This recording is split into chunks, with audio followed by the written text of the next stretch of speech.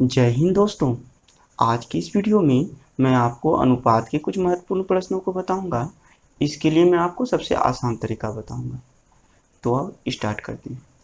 दोस्तों, स्टार्ट करने से पहले मैं आपको बता दूं कि यह अनुपात का चौथा वीडियो है। इसके पहले अनुपात पर 3 वीडियो बन चुके हैं। मैं आपको अनुपात से संबंधित सभी टाइप के प्रश्नों को कराने का कोशिश कर रहा हूं। तो इसके पहले 3 वीडियो बना चुका हूं और उसका लिंक आपको डिस्क्रिप्शन में मिल जाएगा। अगर आप लोगों ने वह वीडियो नहीं देखा हो तो कृपया वह वीडियो डिस्क्रिप्शन के लिंक से देख लें। तो अब स्टार्ट करते हैं।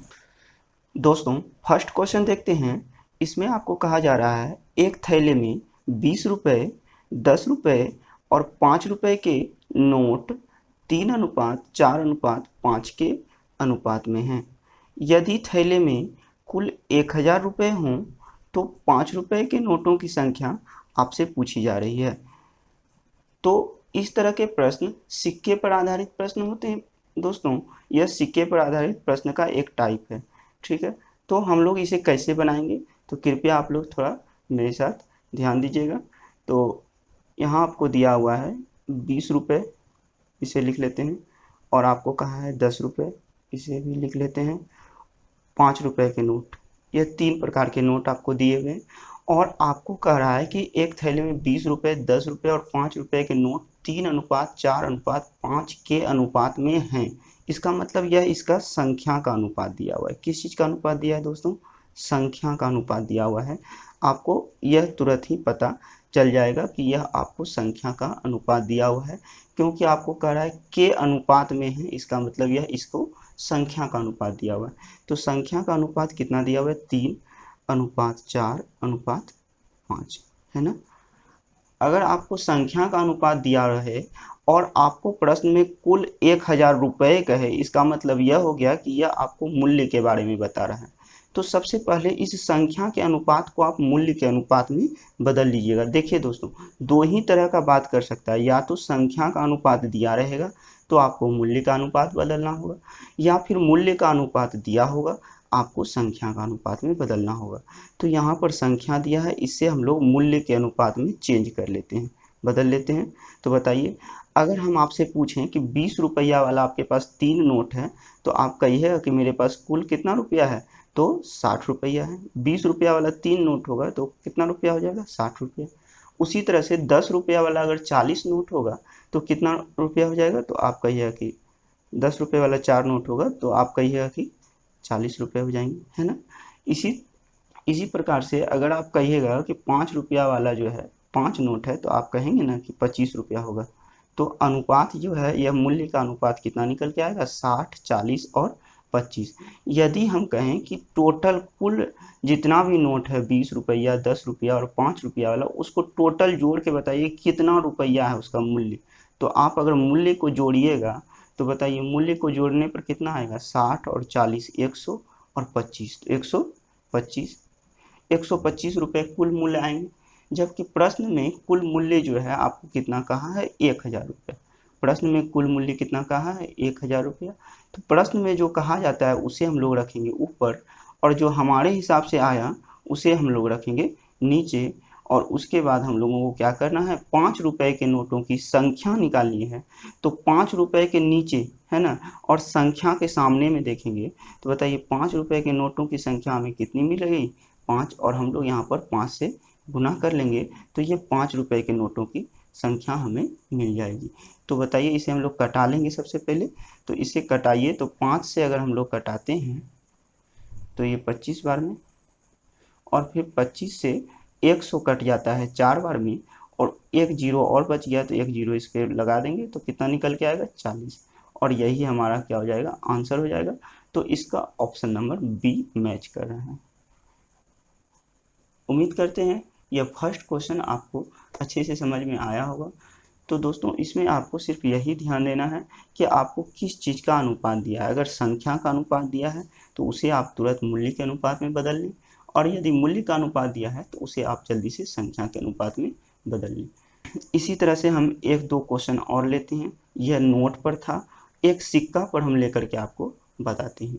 ठीक है दोस्तों, अगला सवाल देखा जाए, इसमें कहा जा रहा है एक थैले में 1 रुपये 50 पैसे और 25 पैसे के सिक्के 2:3:4 के अनुपात में हैं तथा इनका कुल मूल्य 180 रुपये है।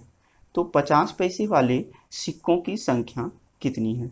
तो फिर से दोस्तों उसी तरह का सवाल है, उस समय वहाँ नोट दिया हुआ था, इस बार यहाँ पर रुपया और पैसा दिया। तो यदि आपको रुपया और पैसा में दे दे तो हम लोग इस सवाल को कैसे बनाएंगे, इसे भी हम लोग सीख लेते हैं। तो देखिए यहाँ पर भी आपको कह रहा है कि 1 रुपये 50 पैसे और 25 पैसे के सिक्के 2:3:4 के अनुपात में हैं। इसका मतलब ये संख्या का अनुपात दिया है। सबसे पहले हम लोग लिख लेंगे 1 रुपया है, फिर इसके बाद कौन सा है तो हमें 50 पैसा वाला है, फिर कौन सा है तो 25 पैसा वाला है। ये 3 तरह का सिक्का हमें दिया हुआ है, ठीक है। अच्छा, इसका क्या दिया हुआ है, संख्या का रेशियो दिया हुआ है, इसे हम लोग लिख लेंगे संख्या का रेशियो दिया हुआ है। कितना दिया है तो देखिए 2:3:4, 2:3:4 के अनुपात में आपको दिया। तो ऐसे ही संख्या का रेशियो दिखे तो तुरंत इसे आप लोग किस में बदल लीजिएगा, तो तुरंत इसे मूल्य के अनुपात में बदल लीजिएगा। तो मूल्य का अनुपात यहाँ से कितना निकल के आएगा, तो देखिए अगर आपके पास 1 रुपया वाला 2 सिक्का हो, यदि आपके पास 1 रुपया वाला 2 सिक्का हो तो आपके पास टोटल कितने रुपए होंगे, तो 2 रुपये होंगे, है ना। आप सोच सकते हैं इस बात को। यदि आपके पास 50 पैसे वाले 3 सिक्के, जो कि अब चलता नहीं है, ठीक है, 50 पैसे वाले यदि अब 3 सिक्के हो जाएं तो वह कितने रुपए होंगे आपके पास, तो 1.5 रुपये होंगे, है ना। 1.5 रुपये, 50 पैसे वाले अगर 3 सिक्के होंगे तो 1.5 रुपये होंगे। तो इस तरह से 1.5 लिख लिए हम लोग। अगर हम लोग कहें 25 पैसे वाले 4 सिक्के होंगे तो 25 पैसे वाले 4 सिक्के मिलकर के 1 रुपये बनते हैं, तो यह आपको 1 रुपये हो जाएंगे। और इसी का आपको यहाँ पर क्या दिया हुआ है, रेशियो दिया हुआ है, ठीक है। अगर हम लोग कहें कि मूल्य का टोटल कितना होगा, अगर जोड़ने पर कि सिक्कों का कुल मूल्य अगर कितना रुपया हो, तो अगर हम लोग इसे जोड़ें तो आप लोग जोड़िएगा इसे 2 1 3, आपको पहले आगे वाला जोड़ लेना है, 2 1 3 और 1 4, और फिर बाद में दशमलव लगा देंगे 4.5। तो जोड़ने पर 4.5 रुपया मिलेगा, 2 रुपया 1 रुपया और 1.5 रुपया, तो 2 1 3 रुपया और 1.5 रुपया हो गया 4.5 रुपया, है ना। तो रेशियो में 4.5 रुपया, जबकि प्रश्न में कहा जा रहा है कुल मूल्य कितना रुपया, 180। तो जो प्रश्न में कहा जाता है उसे हम लोग रखेंगे ऊपर, और जो रेशियो में आया है 4.5 इसे हम लोग रखेंगे नीचे।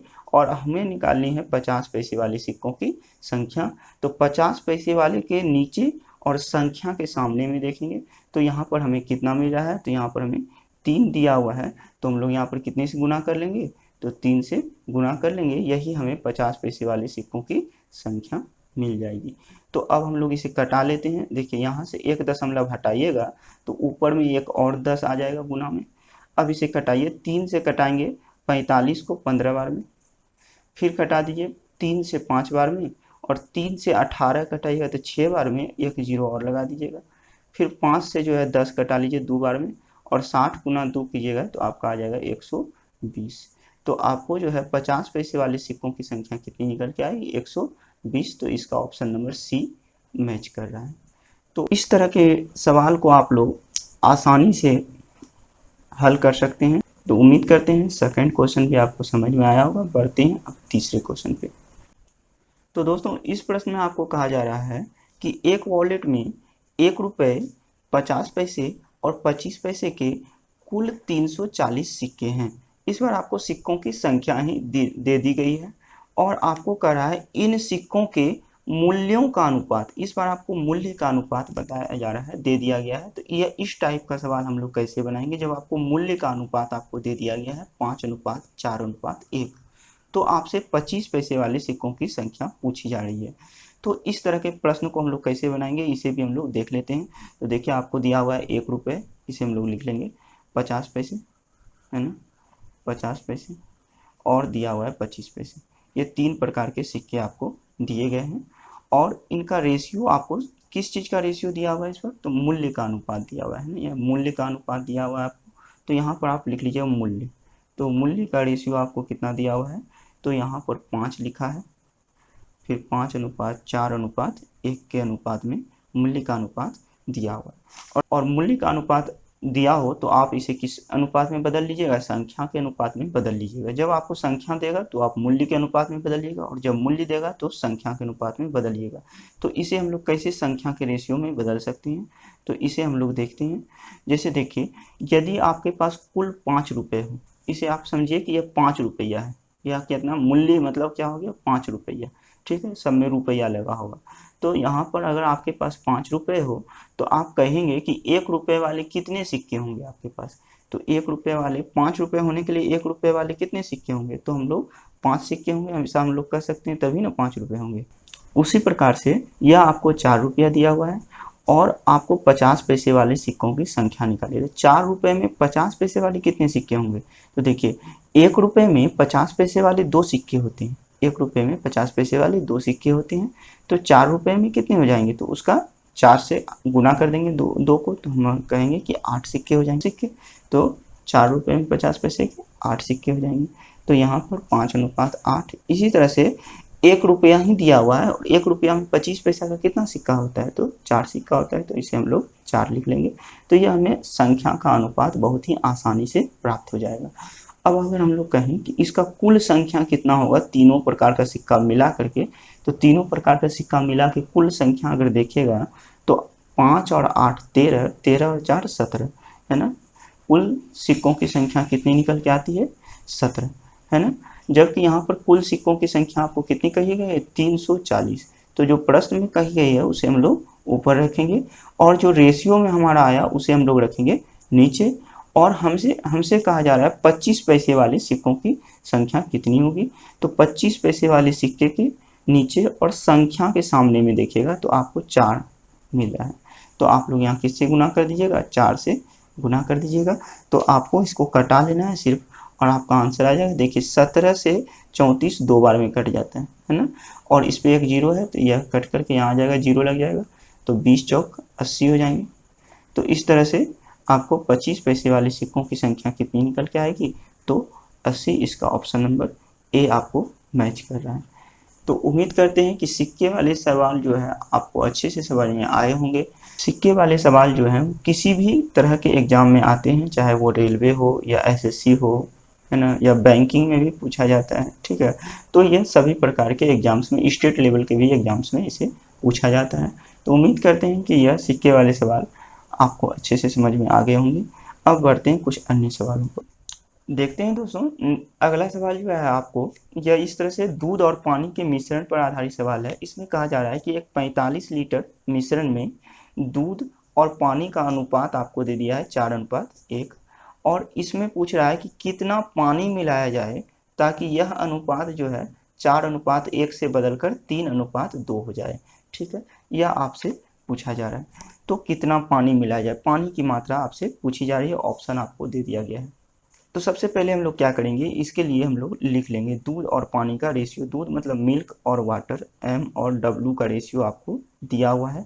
तो पहले यह रेशियो कितना दिया हुआ है, पहले यह अनुपात आपको कितना दिया हुआ है, 4:1, है ना। सवाल में जब आपको पानी नहीं मिलाया गया है, प्रारंभ में यह रेशियो आपको कितना दिया गया है, 4:1 दिया गया है। और जब पानी मिला दिया गया, तो पानी मिलाए हम लोग, तो ये उसके पानी मिलाने के बाद यह रेशियो आपको कितना हो गया, तो पानी मिलाने के बाद यह रेशियो आपको दिया हुआ है 3:2, है ना। और आपसे पूछा जा रहा है कि कितना पानी मिलाया जाए। तो ऐसे सवालों में हम लोग क्या करते हैं, यदि हम लोग पानी मिला रहे हैं तो पानी भले बढ़ जाएगा, तो यहाँ पर 1 से 2 हो रहा है, कोई दिक्कत नहीं, पानी बढ़ सकता है, लेकिन दूध को बढ़ना या घटना नहीं चाहिए। तो हम लोग देख रहे हैं कि दूध जो है वो 4 से घट के हो गया 3, तो यह कैसे घट सकता है, जबकि हम लोग सिर्फ पानी मिलाए हैं, दूध को तो कुछ किए नहीं हैं। तो ऐसे सवालों में हम लोग दूध को समान करते हैं। जब आपको पानी मिलाया जाएगा तो आप दूध समान कीजिएगा, और जब दूध मिलाया जाएगा तो आप पानी समान कीजिएगा। तो यहाँ पर हम लोग अभी दूध को समान कर लेते हैं। देखिए समान करना भी बहुत आसान है। अगर यह 3 दिया हुआ है तो और यहाँ 4 दिया हुआ है, तो इसको उलट पलट के गुना कर दीजिए। मतलब इस 3 को यहाँ गुना कर दीजिए और इस 4 को यहाँ गुना कर दीजिए। हमने क्या कहा, इस 3 को यहाँ गुना कर दीजिए, ठीक है, और इस 4 जो, यह 4 जो था इसे आप लोग यहाँ गुना कर दीजिए।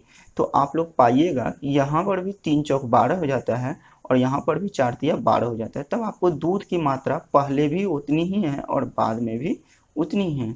लेकिन यदि आप यहाँ 3 से गुना कर रहे हैं, तो यदि अनुपात के इस पद में 3 से गुना किए तो इस पद में भी आपको 3 से गुना करना होगा, और यदि अनुपात के इस पद में 4 से गुना किए हैं तो इस पद में भी आपको 4 से गुना करना होगा।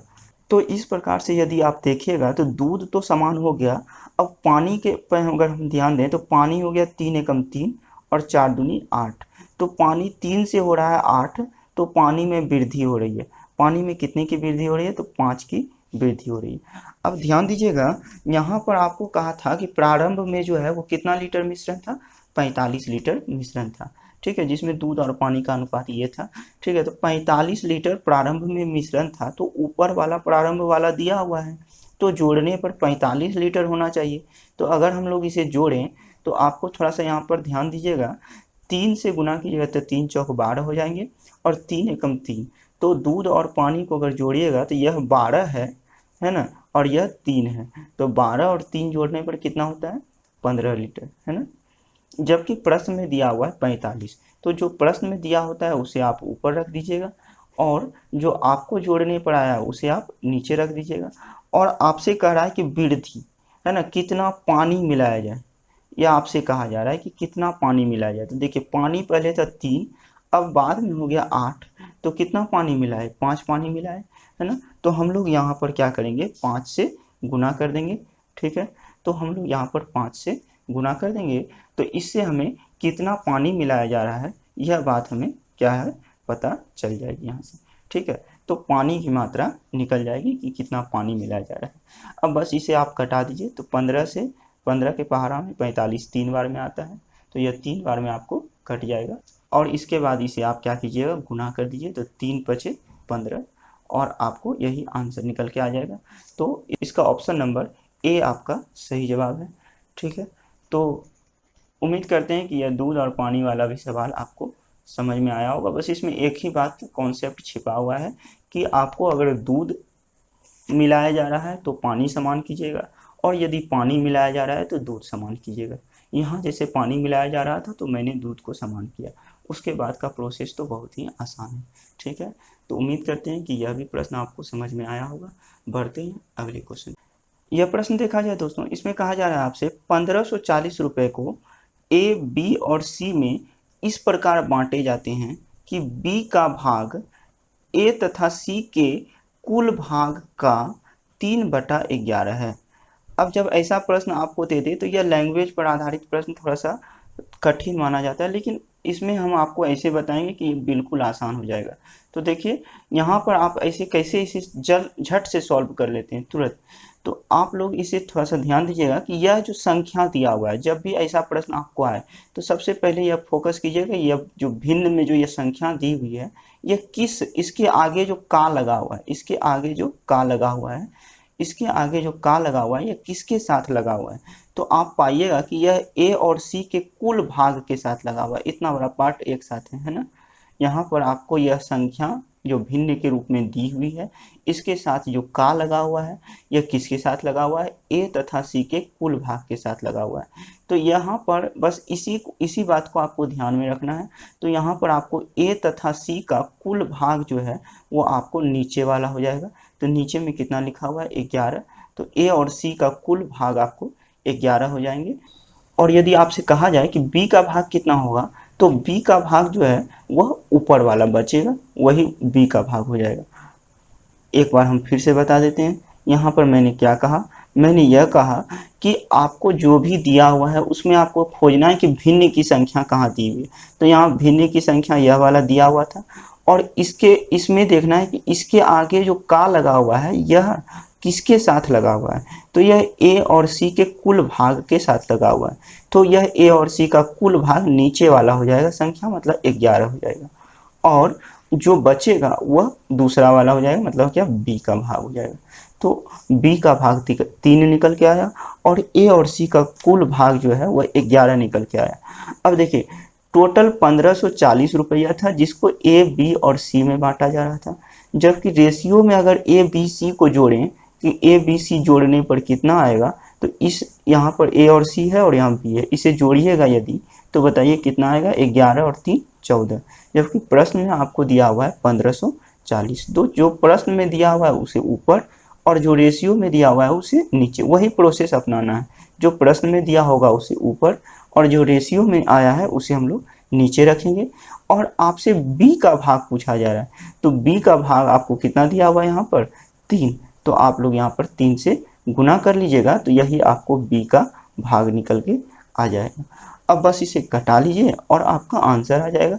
तो इसे हम लोग अगर कटाते हैं, 2 से कटाएंगे तो 7 बार में कट जाएगा, और 2 से अगर इसको कटाते हैं तो 2 सत्ते 14, एक इसको दे देगा 2 सत्ते 14, एक जीरो और लग जाएंगे, है ना। फिर अगर हम लोग 7 से कटाएंगे तो 77 जो है 7 से 11 बार में कट जाएगा और एक जीरो और लगा देंगे। तो इस तरह से हम लोग इसे गुना कर लेंगे, तो 3 गुना 110, तो आपका 11 3 33, और उस पर भी एक जीरो लगा देंगे, तो आपको b का भाग कितना निकल के आएगा 330, जो कि इसका ऑप्शन नंबर ए आपका। तो उम्मीद करते हैं कि इस तरह के क्वेश्चन जो हैं आपको आसानी से समझ में आए होंगे, जो कि बहुत ही थोड़ा डिफिकल्ट माना जाता है। इस मेथड से अगर आप लोग इसे बनाते हैं तो आप लोग बहुत ही कम समय में इसे हल कर लेंगे। तो इस टाइप का एक और सवाल लेते हैं, देखते हैं अगला क्वेश्चन। दोस्तों, इस प्रश्न में आपसे कहा जा रहा है कि कोई राशि, इस बार आपको जो है राशि नहीं दिया हुआ है, कहा कि कोई राशि जो है वह ए बी और सी में, है ना, बांटी जाती है, और वह जो है ए जो है वो कुल राशि का 3/16, ए जो है वो कुल राशि का 3/16, तो एक भिन्न यहाँ आ गया भाग, और बी कुल राशि का 1/4 भाग, ठीक है। तो दूसरा भिन्न यहाँ आ गया। इस बार आपको दो दो भिन्न आ गए हैं, है ना। तो ऐसे सवालों को कैसे बनाएंगे जब भिन्न दो दो आ जाए। सबसे पहले फोकस वही करना है कि भिन्न के आगे में जो का लगा है वो किसके साथ लगा है। तो यहाँ पर भी देखिएगा तो यह कुल राशि के साथ, यहाँ पर भी जो भिन्न के आगे में जो का लगा हुआ है वो किसके साथ लगा हुआ है, तो कुल राशि के साथ लगा। अब जो है हम लोग नीचे वाली संख्याओं का क्या करेंगे, एलसीएम लेकर के लिखेंगे। तो बताइए कुल राशि, अभी यह का किसके साथ लगा हुआ था, कुल राशि के साथ, तो कुल राशि आप कितना कर दीजिएगा, कुल राशि जो है वो 4 और 16 का एलसीएम ले लीजिएगा।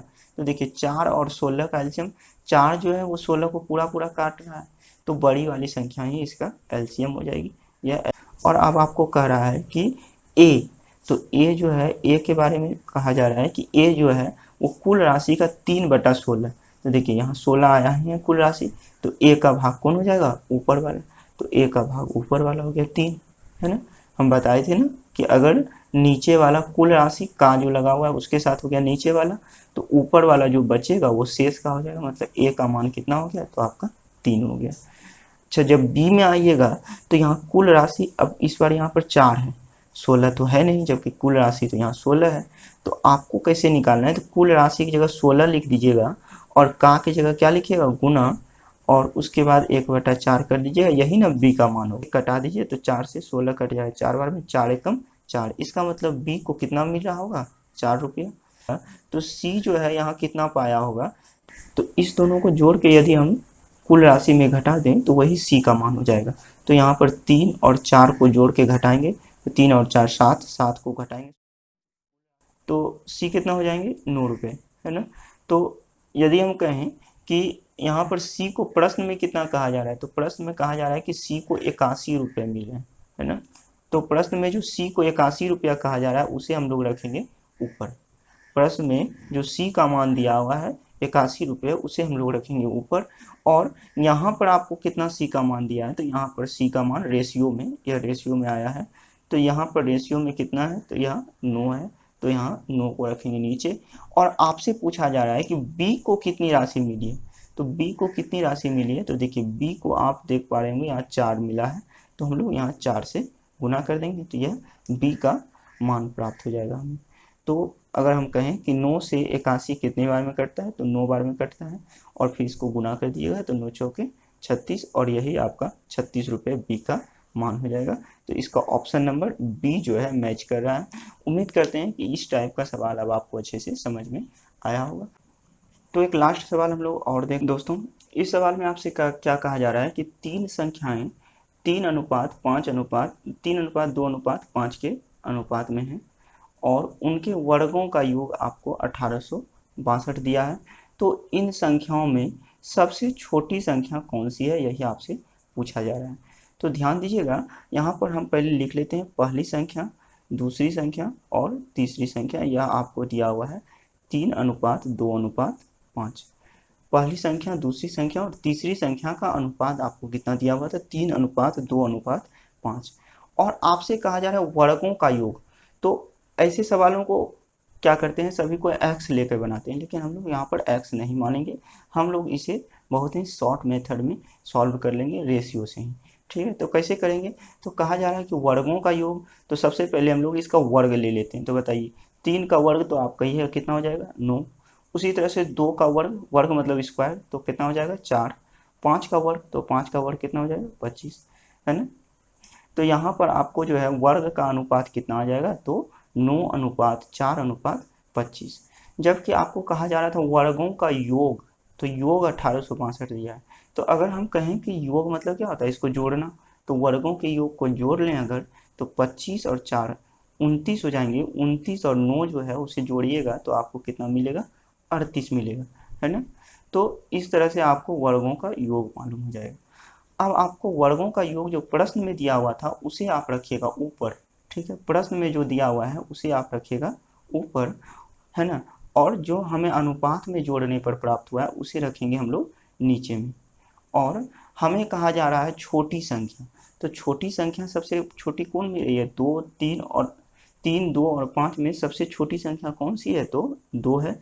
तो हम लोग यहाँ पर किससे गुना कर लेंगे, 2 से गुना कर लेंगे। लेकिन दोस्तों अभी यह कंप्लीट आंसर नहीं होगा, यह अगर इसे हम लोग आंसर निकालेंगे तो यह गलत हो जाएगा। इसमें थोड़ा सा आपको क्या करना है वो मैं आपको बता रहा हूँ। देखिए, जब हम आपको कहें कि यह आपको संख्या दिया हुआ था, यदि मान लीजिए यह मीटर में, इसका यूनिट मान लीजिए, अगर इसका यूनिट मीटर हो, इसका भी यूनिट मीटर हो और इसका भी यूनिट इकाई मीटर हो, तो अगर इकाई जो है मीटर दिया हुआ है और उसका वर्ग कर रहे हैं, तो यहाँ पर इकाई कितना हो जाएगा, मीटर स्क्वायर। यहाँ भी मीटर स्क्वायर और यहाँ पर भी मीटर स्क्वायर। और जब इसे जोड़िएगा तो इकाई आपको कितना मिलेगा, मीटर स्क्वायर मिलेगा। जबकि यह वाला मीटर स्क्वायर है, यह मीटर स्क्वायर है, जबकि यह किस में है, मीटर में है ना। आप समझ पा रहे होंगे हम क्या कहें कि इसका इकाई यूनिट मीटर ले लिए, इसका भी मीटर, इसका भी मीटर, तो इसका वर्ग किए तो मीटर स्क्वायर और मीटर स्क्वायर मिल गया। जोड़ने पर भी मीटर स्क्वायर आया। तो कहने का मतलब इसका भी यूनिट मीटर स्क्वायर है और इसका यूनिट मीटर है। तो ये संभव नहीं है कि मीटर स्क्वायर से हम लोग मीटर प्राप्त करें। तो इसलिए हम लोगों को इस मीटर स्क्वायर वाले यूनिट को, मतलब जो वर्ग वाला पार्ट था, उसे हम लोग क्या करेंगे, उसके ऊपर वर्गमूल का सिंबल चढ़ा लेंगे। वर्गमूल मतलब स्क्वायर रूट का चिन्ह चढ़ा लेंगे और इसका स्क्वायर रूट हम लोग सिर्फ इतना बड़ा पार्ट का, ठीक है, यह जो भिन्न के रूप में यह जो पार्ट दिया हुआ है, सिर्फ इस पार्ट का वर्गमूल ले लेंगे और बाकी शेष को वैसे ही छोड़ देंगे। तो हमें सबसे छोटी संख्या जो है वो प्राप्त हो जाएगी। तो सबसे छोटी संख्या, अब हम लोग इसे कटा लेते हैं जल्दी से। तो बताइए 2 से, इस 2 से कटाइएगा यहाँ पर, तो 2 से 19 बार में, और 2 से इसको कटाइएगा तो 2 नम 18 और 2 तिया 6 और 2 एकम 2। फिर अगर आप 19 से कटाइएगा तो 19 से कटाइएगा तो कितना हो जाएगा 19, है ना। 19 से अगर नहीं कटा सकेंगे तो यहाँ पर भाग दे लेंगे हम लोग।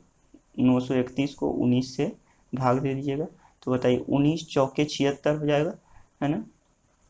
और इसे घटाइएगा, 13 में से 6 जाएगा 7, ठीक है। और यहाँ पर आपको जो है 8 बचेगा, 8 में से 7 जाएगा 1 और ऊपर से 1 उतर जाएगा। तो 19 के पहाड़ा में 171 9 बार में आता है, ठीक है। तो यहाँ पर 171 पूरा पूरा कट जाएगा, कितने बार में, 49 बार में। तो यहाँ पर हम लोग 49 लिख लेंगे। और 49 का वर्गमूल कितना होता है, तो 7 होता है। 7 गुना 2 और आपका आंसर कितना निकल के आएगा, तो 14। तो इसका ऑप्शन नंबर सी जो है वो मैच कर रहा है। तो उम्मीद करते हैं कि इस टाइप का सवाल अब आप लोग इसी तरह से बना लीजिएगा। दोस्तों आज का वीडियो आपको कैसा लगा कमेंट सेक्शन में हमें बताएं, और यदि आपको कोई डाउट हो तो हमें कमेंट करके ज़रूर पूछें, मैं उसका जवाब देने का प्रयास करूँगा। दोस्तों यदि आप हमारे चैनल पर नए हैं और अभी तक आप लोगों ने हमारा चैनल सब्सक्राइब नहीं किया है तो कृपया हमारे चैनल को सब्सक्राइब कर लें और बेल आइकन को दबाना ना भूलें। तो इसी तरह की वीडियो के साथ मैं फिर से उपस्थित हूँगा। धन्यवाद।